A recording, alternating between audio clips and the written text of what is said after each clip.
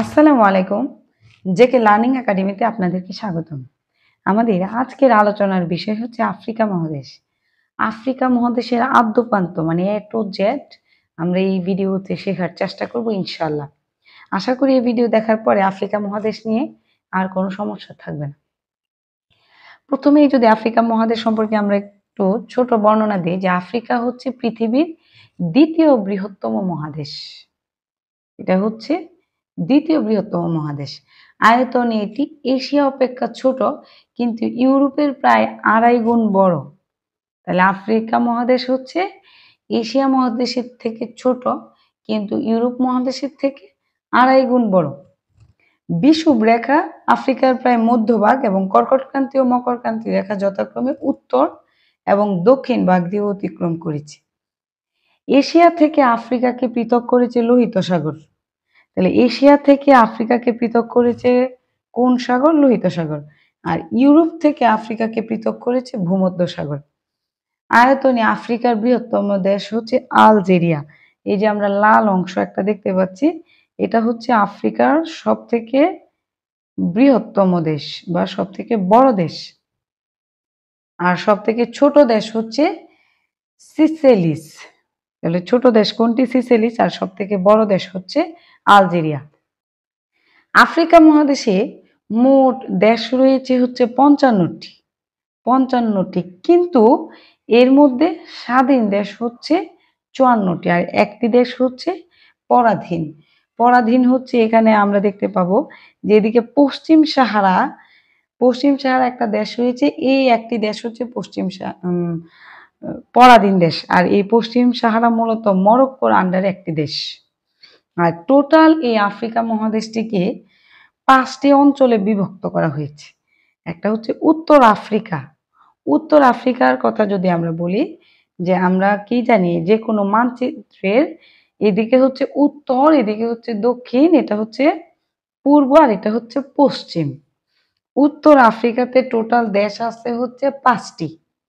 এই যে আমরা নীল কালি দিয়ে বর্ডার করে রেখেছি, এই অংশটা হচ্ছে উত্তর আফ্রিকার দেশ। তাহলে উত্তর আফ্রিকাতে দেশ আছে 5টি। একটা হচ্ছে মরক্কো, আলজেরিয়া, তিউনিসিয়া, লিবিয়া আর হচ্ছে মিশর।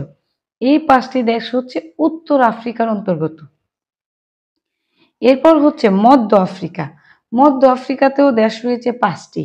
এই মধ্য আফ্রিকার দেশ হচ্ছে এই 5টি। একটি হচ্ছে নাইজেরিয়া, একটা হচ্ছে নাইজার, একটা হচ্ছে চাদ, একটা হচ্ছে ক্যামেরুন, একটা হচ্ছে মধ্য আফ্রিকান প্রজাতন্ত্র। এই 5টি দেশ হচ্ছে মধ্য আফ্রিকার অন্তর্গত। এরপর হচ্ছে পশ্চিম আফ্রিকা। পশ্চিম আফ্রিকাতে টোটাল দেশ আছে হচ্ছে 15টি। তাহলে মধ্য আফ্রিকাতে হচ্ছে আছে 5টি, উত্তর আফ্রিকাতে 5টি, আর এই পশ্চিম আফ্রিকায় টোটাল দেশ আছে হচ্ছে 15টি। এই 15টি দেশের নাম যদি আমরা দেখি, যে পশ্চিম সাহারা, মৌরিতানিয়া, মালি, সেনেগাল, গিনি, আইভরি কোস্ট, গানা, বেনিন। কয়টি দেশ রয়েছে? 15টি দেশ। এরপর আমরা যদি দেখি যে পূর্ব আফ্রিকা, এইদিকে হচ্ছে পূর্ব আফ্রিকা। এই পূর্ব আফ্রিকায় টোটাল দেশ আছে হচ্ছে 16টি। কয়টি? 16টি। 16টি দেশ যদি আমরা দেখি, যে ইরিত্রিয়া, সোমালিয়া, ইথিওপিয়া, কেনিয়া, দক্ষিণ সুদান, তারপরে হচ্ছে তানজানিয়া, মোজাম্বিক, এদিকে আছে হচ্ছে জিম্বাবুয়ে, মাদাগাস্কার, মরিশাস, এরপর হচ্ছে ক্যামেরাস, মিশর না, সুদান। এই যে এই অংশের 16টি দেশ, এই 16টি দেশ মিলে হচ্ছে পূর্ব আফ্রিকান দেশ। এরপর হচ্ছে দক্ষিণ পশ্চিম আফ্রিকা। এই দিকের যে অঞ্চলটা, এই অঞ্চলটা হচ্ছে দক্ষিণ পশ্চিমের দিক। এই দক্ষিণ পশ্চিম আফ্রিকায় দেশ আছে হচ্ছে 14টি। এর মধ্যে হচ্ছে দক্ষিণ Africa, Botswana, Namibia, Angola, Zambia, Congo প্রজাতন্ত্র, ইকুয়েটোরিয়াল গিনি, সাও টোমে ও প্রিন্সিপে, উগান্ডা। এরপর এই যে হলুদ অংশটা, এটা হচ্ছে রুয়ান্ডা, আর এই সাদা অংশটা এটা হচ্ছে বুরুন্ডি। এই টোটাল 14টি দেশ হচ্ছে দক্ষিণ পশ্চিম আফ্রিকার দেশ। এখন আমরা আফ্রিকা মহাদেশের যে গুরুত্বপূর্ণ তথ্য এই জিনিসগুলো আমরা যে দেখি যে আফ্রিকা মহাদেশে বা পৃথিবীর সব থেকে পৃথিবীর উষ্ণতম স্থানের নাম হচ্ছে আল আজিজিয়া। এই আল আজিজিয়া অবস্থিত হচ্ছে লিবিয়ায়। এই লিবিয়ায় হচ্ছে পৃথিবীর উষ্ণতম স্থান আল আজিজিয়া অবস্থিত। আর গ্রিন স্কোয়ার বা শহীদ স্কোয়ারও কিন্তু এই লিবিয়ার ত্রিপোলিতে অবস্থিত। তাহলে গ্রিন স্কোয়ার অথবা শহীদ স্কোয়ার কোথায় অবস্থিত? লিবিয়ার ত্রিপোলিতে অবস্থিত। এবং এই লিবিয়া সম্পর্কে যদি আরো গুরুত্বপূর্ণ তথ্য আমরা দেখি যে আফ্রিকা বা আরব বিশ্বের দীর্ঘ সময়ের শাসক ছিলেন হচ্ছে লিবিয়ার সাবেক প্রেসিডেন্ট গাদ্দাফি। তিনি হচ্ছে প্রায় 42 বছর ক্ষমতায় ছিলেন। তাহলে আরব বিশ্বের প্রায় দীর্ঘ সময়ের জন্য প্রেসিডেন্ট কে ছিলেন? গাদ্দাফি কোন দেশে? লিবিয়ার। এবং তিনি প্রায় 42 বছর শাসনকাল ছিল, তার প্রায় 42 বছর। আর এই লিবিয়ার প্রেসিডেন্ট গাদ্দাফি রচিত গ্রন্থের নাম হচ্ছে দ্য গ্রিন বুক। তাহলে এই গাদ্দাফি রচিত গ্রন্থের নাম হচ্ছে the green book. The green book কার রচিত গ্রন্থ? লিবিয়ার প্রেসিডেন্ট গাদ্দাফি রচিত গ্রন্থ। এছাড়াও হচ্ছে আমরা লিবিয়া সম্পর্কে আরো যদি কিছু বিস্তারিত জানি যে বেনগাজি হচ্ছে লিবিয়ার দ্বিতীয় বৃহত্তম শহর। বেনগাজি, মিসরাতা, আল আজিজিয়া, সিরত লিবিয়ায় অবস্থিত। পরীক্ষায় প্রশ্ন আসতে পারে যে সিরত কোন দেশে অবস্থিত বা আল আজিজিয়া, মিসরাতা কোন দেশে অবস্থিত অঞ্চলের নাম? এগুলো হচ্ছে লিবিয়ায় অবস্থিত অঞ্চলের নাম। এরপর আমরা যদি দেখি মিশরের গুরুত্বপূর্ণ কিছু স্থানের নাম যদি আমরা দেখি যে Tahrir square, Al Nahda square, Sharm al Sheikh, Port Said, Alexandria, Suez খাল, এই সবগুলোই কিন্তু মিশরে অবস্থিত। তাহলে পরীক্ষায় প্রশ্ন আসতে পারে যে পোর্ট সৈয়দ কোন দেশে অবস্থিত বা শারম আল শেখ, আল নাহদা স্কোয়ার, আলেকজান্দ্রিয়া, সুয়েজ খাল, তাহরির স্কোয়ার, এই যে বিশেষ জায়গাগুলো, এই জায়গাগুলো কোথায় অবস্থিত? এগুলো হচ্ছে মিশরে অবস্থিত। আমরা যদি সুয়েজ খাল সম্পর্কে কিছু গুরুত্বপূর্ণ তথ্য দেখি যে সুয়েজ খাল চালু হয় কত সালে? সুয়েজ খাল চালু হয় 1869 সালে। কত সালে? 1869 সালে। এই সুয়েজ খালের দৈর্ঘ্যের কথা যদি আমরা বলি, এই সুয়েজ খালের দৈর্ঘ্য প্রথমে ছিল হচ্ছে 164 কিলোমিটার। কত কিলোমিটার? 164 কিলোমিটার। তবে পরবর্তীতে সংস্কার করার পরে বর্তমান দৈর্ঘ্য হচ্ছে 193.30 কিলোমিটার। তাহলে সুয়েজ খালের বর্তমান দৈর্ঘ্য কত? 193.30 কিলোমিটার। আর প্রথমে এই সুয়েজ খালের দৈর্ঘ্য ছিল 164 কিলোমিটার। আর এই সুয়েজ খাল জাতীয়করণ করা হয় 1956 সালে। 1956 সালে হচ্ছে জাতীয়করণ করা হয়। তাহলে সুয়েজ খাল প্রথম চালু হয় 1869 সালে।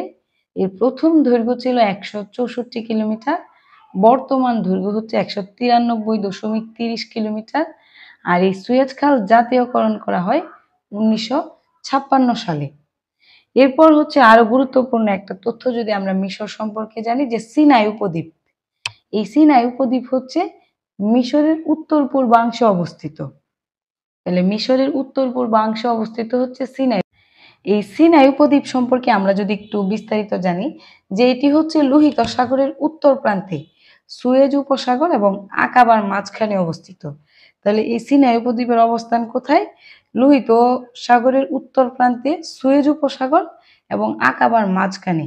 এটি হচ্ছে মূলত মিশর অধ্যুষিত একটি এলাকা। এই সিনাই উপদ্বীপ মিশর অধ্যুষিত একটি এলাকা। তবে 1978 সালে মিশর এবং ইসরায়েলের মধ্যকার যে ক্যাম্প ডেভিড চুক্তি হয়, কত সালে? 1978 সালে মিশর এবং ইসরায়েলের মধ্যে যে ক্যাম্প ডেভিড চুক্তি হয়, এই চুক্তির শর্ত অনুসারে ইসরায়েল এটি মিশরের নিকট হস্তান্তর করে। তাহলে সিনাই উপদ্বীপ 1978 সালে ক্যাম্প ডেভিড চুক্তির মাধ্যমে এই মিশরের নিকট হস্তান্তর করে। এরপর হচ্ছে আমরা যদি দেখি যে পূর্ব আফ্রিকার একটি গুরুত্বপূর্ণ তথ্য, পূর্ব আফ্রিকার 4টি দেশ, এই যে আমরা এইদিকে হচ্ছে ইরিত্রিয়া, ইথিওপিয়া, আর হচ্ছে সোমালিয়া, জিবুতি। এই অংশটা হচ্ছে জিবুতি, এটা হচ্ছে ইরিত্রিয়া, এটা হচ্ছে ইথিওপিয়া, আর এটা হচ্ছে সোমালিয়া। এই 4টি দেশকে বলা হয় হর্ন অফ আফ্রিকা। তাহলে হর্ন অফ আফ্রিকার মধ্যে যে 4টি দেশ, এই 4টি দেশের নাম কি? ইরিত্রিয়া, জিবুতি, ইথিওপিয়া, আর হচ্ছে সোমালিয়া। আর আফ্রিকার নবীনতম দেশ হচ্ছে দক্ষিণ সুদান। এই দক্ষিণ সুদান হচ্ছে আফ্রিকার নবীনতম দেশ। এই দক্ষিণ সুদানের স্বাধীনতা ঘোষণা করা হয় 2011 সালের 9 জুলাই। তাহলে আফ্রিকার নবীনতম দেশের নাম কি? দক্ষিণ সুদান। আর এই দক্ষিণ সুদানের স্বাধীনতা ঘোষণা করা হয় 2011 সালের 9 জুলাই। আর এটা হচ্ছে জাতিসংঘের সদস্যপদ লাভ করেছে 2011 সালের 14 জুলাই। এরপর এই সুদান এবং দক্ষিণ সুদান, সুদান এবং দক্ষিণ সুদানের মধ্যে সীমান্তবর্তী একটি অঞ্চল রয়েছে যেটা বিরোধপূর্ণ। এই অঞ্চলটির নাম হচ্ছে আবেই। তাহলে আবেই কোন দুটি দেশের মধ্যে বিরোধপূর্ণ অঞ্চল? সুদান এবং দক্ষিণ সুদান।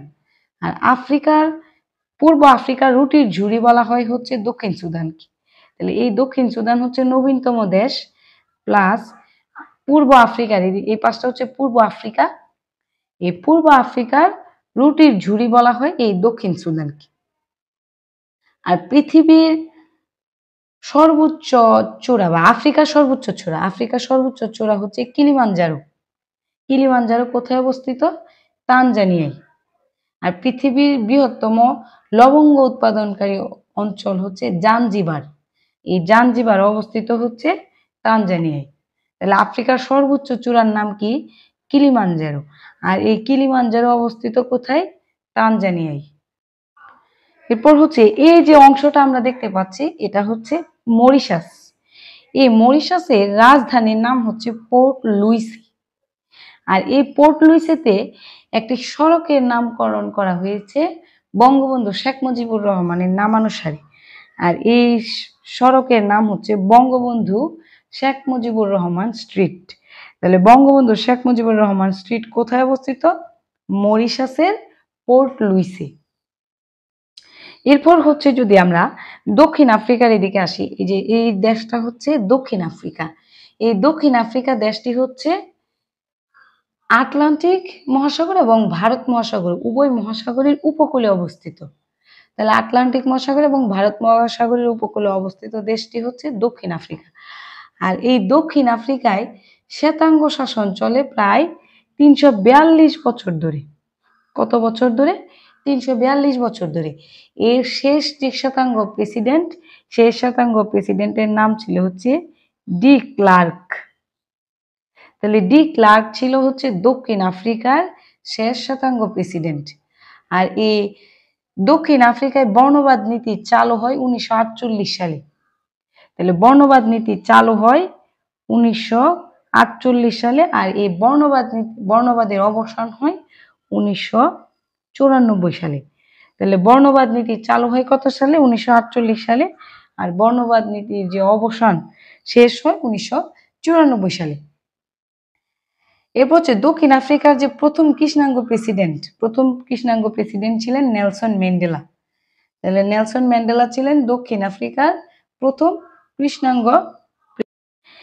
এবং বিশ্বের বা পৃথিবীর যে বিখ্যাত স্বর্ণখনি জোহানেসবার্গ, এটা হচ্ছে স্বর্ণখনি। এই বিখ্যাত স্বর্ণখনি অবস্থিত হচ্ছে জোহানেসবার্গে, দক্ষিণ আফ্রিকার জোহানেসবার্গে। আর পৃথিবীর সবচেয়ে সবচেয়ে বড় হীরকখনি হচ্ছে কোথায়? কিম্বার্লিতে। এই কিম্বার্লি অবস্থিত হচ্ছে দক্ষিণ আফ্রিকায়। আর উত্তম আশা অন্তরীপ কোথায় অবস্থিত? খুবই গুরুত্বপূর্ণ প্রশ্ন, যে উত্তম আশা অন্তরীপ অথবা কেপ অফ গুড হোপ কোথায় অবস্থিত? দক্ষিণ আফ্রিকায়। আর দক্ষিণ আফ্রিকার একমাত্র নদী বন্দর হচ্ছে ইস্ট লন্ডন। এটা হচ্ছে দক্ষিণ আফ্রিকার একমাত্র নদী বন্দর। ইস্ট লন্ডন কোন দেশের নদী বন্দর? দক্ষিণ আফ্রিকার। আর এটি হচ্ছে দক্ষিণ আফ্রিকার একমাত্র নদী বন্দর। আর এই জোহানেসবার্গ অবস্থিত দক্ষিণ আফ্রিকায়, কিম্বার্লি অবস্থিত দক্ষিণ আফ্রিকায়, উত্তর মাসান্তরীপ অবস্থিত এই দক্ষিণ আফ্রিকায়। আর এই আফ্রিকার মধ্যে জনসংখ্যা এবং অর্থনীতিতে আফ্রিকার সবচেয়ে বৃহত্তম দেশ হচ্ছে নাইজেরিয়া। এই নাইজেরিয়া হচ্ছে, এই যে এটা হচ্ছে নাইজেরিয়া, নাইজেরিয়া হচ্ছে জনসংখ্যা এবং অর্থনীতিতে বৃহত্তম দেশ। আর এই যে চাঁদ বা সাদ, এই চাঁদ বা সাদ দেশটি হচ্ছে মধ্য আফ্রিকার একটি স্থলবেষ্টিত দেশ। আর এই চাঁদ বা সাদকে বলা হয় হচ্ছে ডেড হার্ট অফ আফ্রিকা। এই ডেড হার্ট অফ আফ্রিকা বলার কারণ হচ্ছে এটার সমুদ্র থেকে এর দূরত্ব অনেক বেশি, আর এর আবহাওয়া হচ্ছে মরু আবহাওয়া। এই মরু আবহাওয়ার কারণে এই চাঁদ বা সাদকে বলা হয় ডেড হার্ট অফ আফ্রিকা। আর এই মধ্য আফ্রিকার নাইজেরিয়া এবং নাইজার, এই দুইটা দেশের স্বাধীনতা লাভ করেছে 1960 সালে। কত সালে? 1960 সালে। আর আফ্রিকা মহাদেশের মধ্যে এই সেনেগাল হচ্ছে একমাত্র দেশ যেটা হচ্ছে বাংলাদেশকে প্রথম স্বীকৃতি দান করেছে। তাহলে বাংলাদেশকে স্বীকৃতি দানকারী প্রথম আফ্রিকান দেশ হচ্ছে সেনেগাল। আর এই যে এখানে দেখতে পাচ্ছি হচ্ছে আমরা লাইবেরিয়া, এই অঞ্চলটা হচ্ছে লাইবেরিয়া। লাইবেরিয়াকে বলা হয় আফ্রিকার মুক্ত ভূমি। আর এই লাইবেরিয়াতে বাংলাদেশ স্কয়ার অবস্থিত। তাহলে বাংলাদেশ স্কয়ার কোথায় অবস্থিত?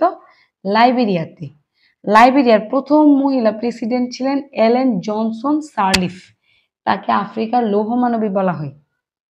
আর এই যে সিয়েরা লিওন আমরা দেখতে পাচ্ছি, এই সিয়েরা লিওন শব্দের অর্থ হচ্ছে সিংহের পর্বত। সিংহের পর্বত। তাহলে সিয়েরা লিওন শব্দের অর্থ হচ্ছে কি? সিংহের পর্বত। আর স্বাধীনতা অর্জনকারী প্রথম কৃষ্ণাঙ্গ দেশ ছিল হচ্ছে ঘানা। এই ঘানা হচ্ছে একমাত্র কৃষ্ণাঙ্গ দেশ ছিল যেটা আফ্রিকার মধ্যে প্রথম স্বাধীনতা লাভ করে। এরপরে হচ্ছে ব্রিটিশ শাসনের অধীনে না থেকেও এই আফ্রিকা মহাদেশের কমনওয়েলথের সদস্য হচ্ছে মোজাম্বিক এবং রুয়ান্ডা। এই মোজাম্বিক আর হচ্ছে রুয়ান্ডা, এই দুইটা দেশ হচ্ছে ব্রিটিশ শাসনের অধীনে ছিল না, কিন্তু কমনওয়েলথের সদস্য। এই ছিল হচ্ছে আমাদের আজকের আফ্রিকা মহাদেশ নিয়ে আলোচনা। আসসালামু আলাইকুম, ধন্যবাদ সবাইকে।